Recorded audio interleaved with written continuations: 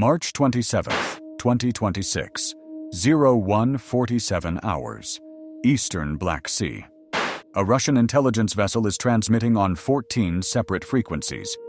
It has been doing this for 11 straight days, uninterrupted, undetected by its own command as a problem.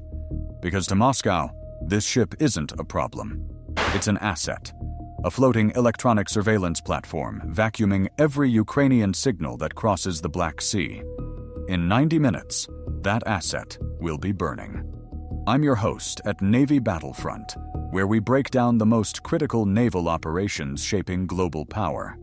Today, a strike that redefined what a one-way drone can do across 400 kilometers of open water. The vessel in question is the Priazovye, a Vishnya-class intelligence ship. NATO designation, Meridian. Displacement, 3,400 tons. Crew, 220. Officially classified by the Russian Navy as a hydrographic research vessel. It is not a research vessel. The Vishnya-class carries the Vostok 2 electronic surveillance array, a signals intelligence system capable of intercepting, classifying, and geolocating radio emissions across a frequency range of 1.5 MHz to 18 GHz. It can isolate a single encrypted data link from a swarm of background noise at over 300 kilometers. The ship also carries the MRP-25 direction-finding complex and a Kvadrat passive radar detection suite, tuned specifically for airborne targets. In short, the Priazovye was built to listen, and for the past 5 months, it had been listening to Ukraine. To understand why this vessel became a priority target, you need to understand what was happening in the southern sector between October 2025 and March 2026. Ukrainian long-range drone operations had entered a new phase. Starting in late October, strikes using modified one-way attack drones had reached targets deep inside occupied Crimea, across the Kerch Strait, and into Krasnodar Krai. The drones flew low-altitude routes over the Black Sea, sometimes as low as 5 meters above the waterline, exploiting gaps in Russian radar coverage. At first, the attrition rate was manageable. Roughly 1 in 4 drones was intercepted before reaching its target. Ukrainian planners considered that acceptable. By January 2026, interception rates climbed to nearly 60%. Something had changed. Ukrainian signals intelligence analysts noticed the shift in the first week of January. Drones that had previously flown undetected past Russian air defense zones were being engaged earlier, sometimes 90 kilometers before they reached their targets. The engagement geometry suggested that Russian Pantsir S-1 and Tor M2 batteries were receiving advanced queuing data. Someone was telling them exactly where to look. The question was who? 3 theories circulated within Ukrainian intelligence. The first, Russia had deployed additional over-the-horizon radar assets near Novorossiysk, extending detection range across the central Black Sea. The second, a space-based asset, possibly a Liana series ELINT satellite, was tracking drone launch signatures. The third, a mobile SIGINT platform was operating somewhere in the eastern Black Sea, close enough to intercept Ukrainian command and control links in real time. Theory 3 proved correct, and the platform was the Priazovye. Ukrainian military intelligence, the HUR, identified the vessel through a combination of commercial satellite imagery and intercepted Russian naval communications. On January 19th, a Planet Labs SkySat pass captured the Priazovye, operating approximately 280 kilometers southwest of Novorossiysk, in a patrol box roughly 40 by 60 nautical miles. The ship was moving in a slow racetrack pattern, the classic SIGINT collection orbit. Intercepted communications confirmed the rest. The Priazovye was transmitting processed intelligence data to the Russian Southern Military District headquarters in Rostov-on-Don via a Centaur NM2 satellite communications terminal.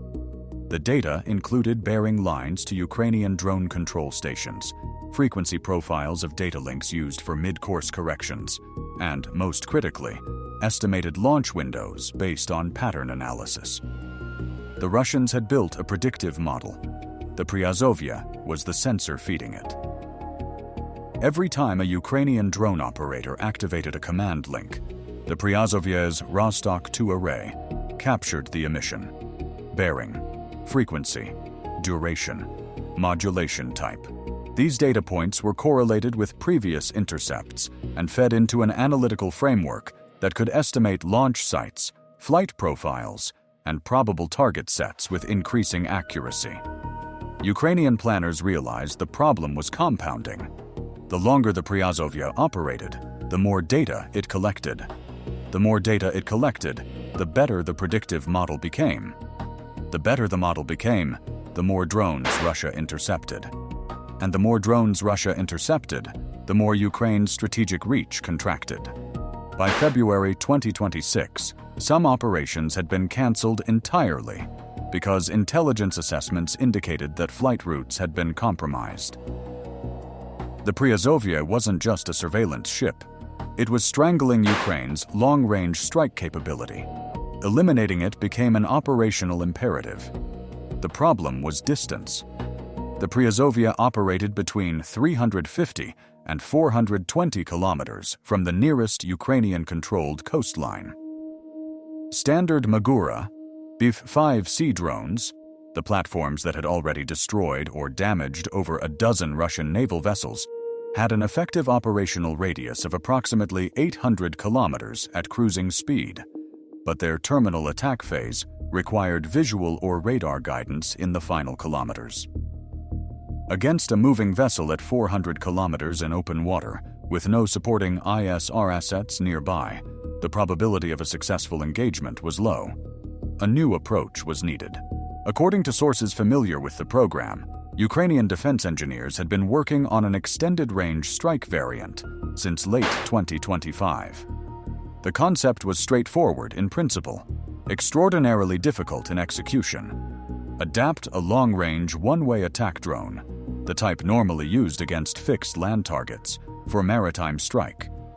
The core platform was a Ukrainian-produced drone with a verified range exceeding 1,000 kilometers. Wingspan, 2.4 meters. Launch weight, approximately 75 kilograms. Propulsion, a modified two-stroke engine driving a pusher propeller, optimized for fuel efficiency at low altitude. The airframe was designed for land attack missions with GPS-guided navigation to fixed coordinates. Hitting a ship is not the same as hitting a building. Buildings don't move. Ships do. A Vishnya-class vessel at economical cruising speed makes 13 knots, roughly 24 kilometers per hour. Over the course of a 4-hour drone flight, the target could shift position by nearly 100 kilometers. GPS coordinates obtained from satellite imagery at launch time would be obsolete long before the drone arrived. The solution was a terminal guidance package. Ukrainian engineers integrated an infrared seeker head into the drone's nose section. The seeker, based on a commercially available uncooled microbolometer array hardened for military use, was designed to detect and lock onto a ship's thermal signature during the final approach phase.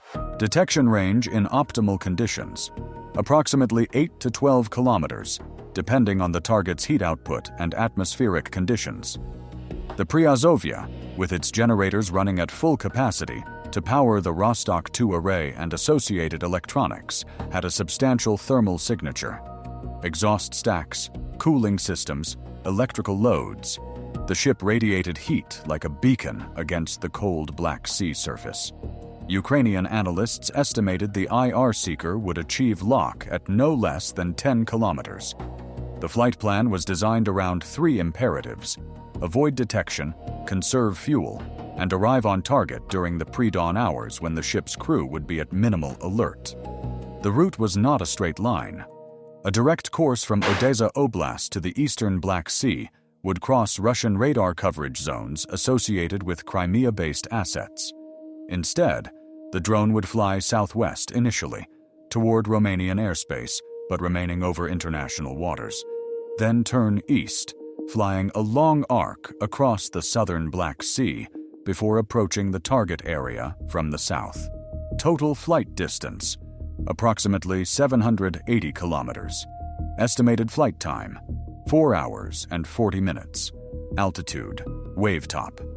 Specifically, the drone's radar altimeter was programmed to maintain between 3 and 7 meters above sea level. At this altitude, the drone would be below the radar horizon of most ship-based and shore-based surveillance systems until it was within 20 to 25 kilometers of the emitter. There was a risk. At 3 to 7 meters, even moderate sea state could destroy the drone. Wave heights above 1.5 meters would make the flight profile suicidal. Ukrainian meteorological intelligence identified a window, March 27th, between 0100 and 0500 local time. Sea state in the eastern Black Sea was forecast at 0.5 to 1.0 meters. Wind, northeast at 8 knots. Ceiling, overcast at 1,200 meters. Conditions were acceptable. The launch occurred at 21:34 hours on March 26th from a concealed position in southern Odesa Oblast. The exact location remains classified. The drone climbed to 15 meters, established its initial heading of 220 degrees southwest toward the open sea, and began its long transit. For the first 2 hours, the drone flew in near-total radio silence. No command link, no telemetry. Only the internal GPS and inertial navigation system guided it along pre-programmed waypoints. Ukrainian operators would not regain contact until the drone reached a relay point approximately 200 kilometers from the target area. This was the most vulnerable phase, not because of enemy action, but because of uncertainty. If the drone's engine failed, if its navigation drifted, if a software error corrupted the flight plan, there would be no indication until the drone simply failed to arrive. At approximately 2,340, the drone executed its first major course change. Turning east, it began the long transit across the southern Black Sea. Altitude dropped to 5 meters. Speed stabilized at 140 kilometers per hour. Fuel consumption was within planned parameters. Meanwhile, the Priazovia continued its patrol. Satellite intelligence obtained 12 hours before launch had placed the vessel at approximately 43.2 degrees north, 37.8 degrees east, roughly 380 kilometers from the launch point. The ship was heading northeast at 6 knots. Based on its established patrol pattern, Ukrainian analysts predicted it would be within a 30-kilometer box centered on 43.4 degrees north, 38.1 degrees east, by the time the drone arrived. That prediction carried a margin of error. If the Priazovia deviated from its pattern, if it received new tasking, if weather forced a course change, if the captain simply decided to alter the route, the drone might arrive in empty ocean. There was no backup plan. At 0038 on March 27th, the drone reached the relay point. A brief encrypted burst transmitted its position, altitude, speed, and remaining fuel. Ukrainian operators confirmed the drone was on course, on time, and had sufficient fuel for the terminal phase with a 12% reserve. Updated targeting data was uploaded. Commercial radar satellite imagery obtained just 90 minutes earlier had relocated the Priazovia at 43.35 degrees north, 38.05 degrees east, almost exactly where predicted. The drone's terminal waypoint was adjusted. The final approach heading was set at 195 degrees, approaching from the south, with the drone's nose pointed almost directly into the light northeast wind. This heading offered the best atmospheric conditions for the IR seeker and minimized crosswind effects during the final dive. The command link was severed. The drone was autonomous again. At 0147, the Priazovia's electronic warfare officer noted an anomalous return on the ship's monolith passive radar detection system. A brief low-power emission, possibly a navigation radar or an altimeter, detected at bearing 188, range uncertain. The return lasted less than 3 seconds. The officer logged it. Classification: inconclusive. Probable cause: surface clutter or a commercial vessel's navigation radar reflecting off-wave crests. The contact didn't correlate with any known air track. This was the error. Not a dramatic failure, not incompetence, simply the rational conclusion of an operator working with incomplete data. A 3-second return at uncertain range from a bearing that showed nothing on subsequent scans. By every standard procedure, it was correctly classified as noise. It was not noise. It was the drone's radar altimeter briefly spiking as it adjusted for a wave crest, emitting a single pulse that reached the Priazovye's passive receivers. At 0159, the drone crossed inside the estimated 12-kilometer IR detection envelope. The seeker activated. The microbolometer array scanned the horizon in a 30-degree cone ahead of the airframe. It found the target in 4 seconds. The Priazovye's thermal bloom, concentrated around the aft exhaust stacks and the electronics cooling vents amidships, registered as a distinct hotspot against the 8°C sea surface. The seeker locked. The drone's guidance system switched from GPS waypoint navigation to proportional pursuit. The final phase lasted approximately 3 minutes. The drone descended to 2 meters above the surface, accelerating to its maximum dash speed of 185 kilometers per hour. At this altitude and speed, the drone's radar cross-section was effectively zero against the Priazovye's air search radar, which was not optimized for sea-skimming targets, and in any case, was not actively scanning. The ship relied on its passive systems to avoid revealing its own electromagnetic signature. At 0203, a lookout on the Priazovye's port bridge wing reported hearing an unusual engine noise, low-pitched, buzzing, approaching from the south. 12 seconds later, the drone struck. Impact point: amidships, port side, at the waterline level of the main deckhouse. The 18-kilogram fragmentation warhead detonated on contact. The explosion tore through the compartment housing the primary Vostok 2 signal processing equipment. Fire ignited immediately, fed by electrical cabling, insulation, and hydraulic fluid from a damaged auxiliary system. The Priazovye's crew responded within minutes. Damage control teams attacked the fire with foam and CO2 suppression systems. The ship's commanding officer ordered all stop and activated the general emergency alarm. The fire was contained within 40 minutes, but the damage to the intelligence collection suite was catastrophic. The Vostok 2 array's central processing unit was destroyed. The MRP-25 direction-finding antenna had been severed from its mount by blast fragmentation. 3 of the ship's 5 SIGINT receiving stations were burned out. The Centaur satellite communications terminal, the link that fed processed intelligence data to Rostov-on-Don, had lost its antenna feed. The Priazovye was still floating. Its hull was intact below the waterline. Its engines were undamaged. But as an intelligence collection platform, it was finished. Without main propulsion power, the engineering team had shut down the main diesels as a precaution against fuel line damage. The ship drifted for 6 hours in the eastern Black Sea. 2 Russian naval tugs dispatched from Novorossiysk reached the Priazovye at approximately 0830 and began a slow tow back to port. The ship arrived in Novorossiysk on March 28th.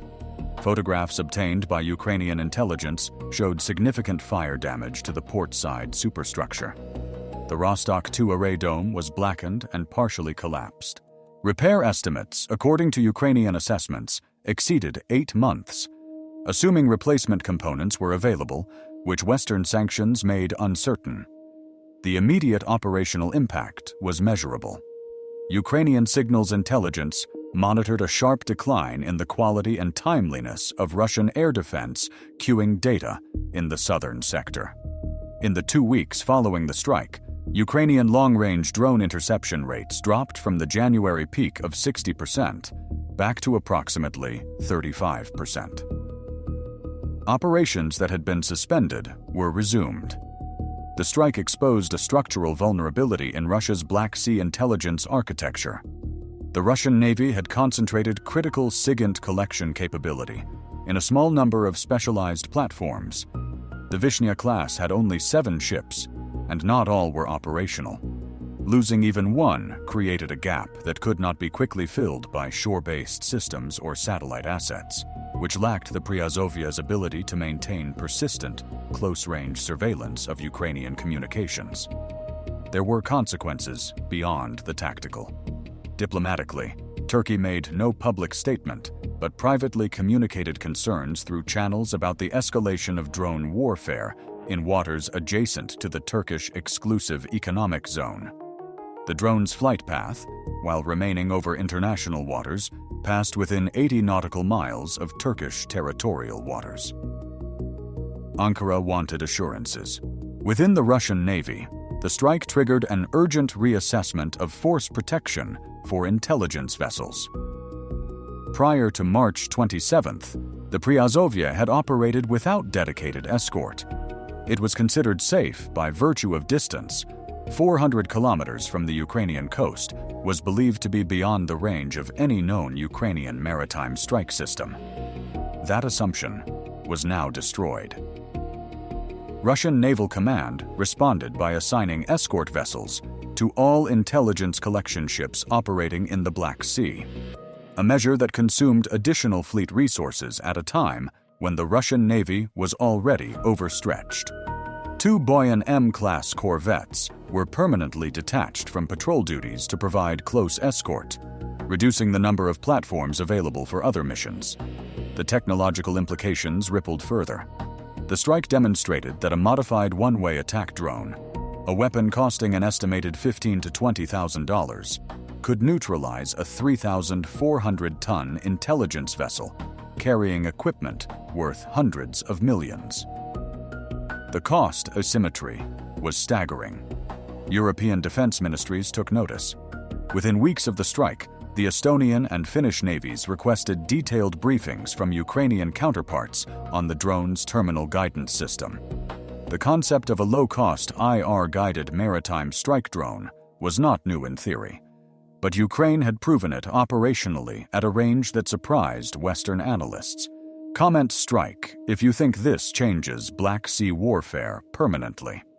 But the most significant consequence may be the one that takes longest to manifest. The Priazovya strike proved that no vessel operating in the Black Sea is beyond Ukraine's reach. Distance is no longer a defense. A ship 400 kilometers from the coast, in waters Russia considers its own, was found, targeted, and functionally destroyed by a drone that cost less than a used sedan. Russia's remaining intelligence collection assets now operate under permanent threat. Every hour they spend at sea, they are broadcasting their position through the very electronic emissions they use to do their job. The same sensors that make them valuable make them visible. Subscribe if you want to see how the next generation of drone warfare reshapes naval power. There is one more detail worth noting. After the Priazovya was towed to Novorossiysk, Ukrainian intelligence intercepted a communication from the Russian Black Sea Fleet headquarters to the main naval staff in Moscow. The message requested immediate deployment of a replacement SIGINT platform to the Eastern Patrol Box. The request was denied. No replacement was available. For 6 weeks, from late March to early May 2026, Russia had no dedicated signals intelligence ship operating in the eastern Black Sea. The gap was partially covered by shore-based systems and periodic overflights by Il-20M reconnaissance aircraft. But the coverage was intermittent and far less capable than what the Priazovya had provided.